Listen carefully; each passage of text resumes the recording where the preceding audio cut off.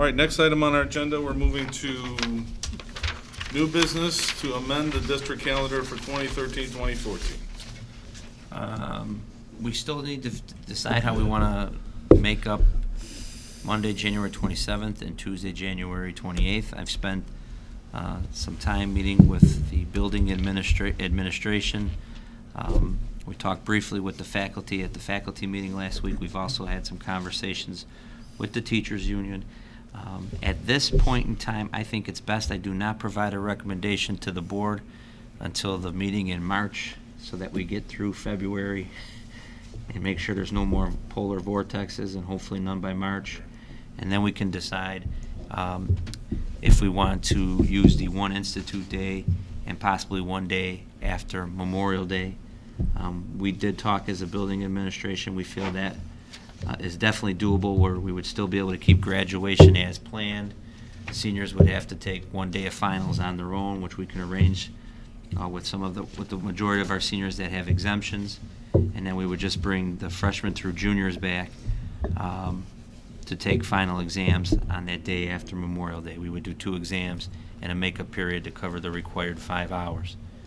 So, but we feel that if we bring that recommendation to the board by the March 11th, I think it is, or 12th, the second week of March, that still gives us plenty of time to communicate to parents about if we're having school on May 2nd or not, and to update them. And we've been sending communication home via Pam with the Skyward email blast and through the newsletter that be prepared for the extension of the school year, also using some possible holidays. So I think we're best just holding off right now.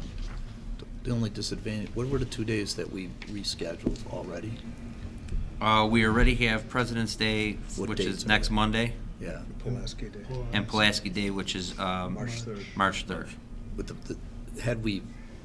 the disadvantage of doing that is it's 4 days. We could have added the week after Memorial Day, kept the schedule the way it was, and then if we needed extra days, go after some of those days. If we wait till then, it's not an option to do that, right? Well, we discussed all those options. We all thought that having communicated already to the parents and making the calendar change and submitting the amendment to the state, that we would leave the 2 on the 17th and the 3rd. If we do have to use a flood day and maybe use that May 3rd, we would extend the school year a second day. We think the most we probably should be able to extend is at least 2 days before senior exams, and having to move graduation would become an issue. So that's why we don't want to rush to submit a decision to the board right now. We feel we have enough time. Any other questions or comments? All right, seeing none, we're going to move to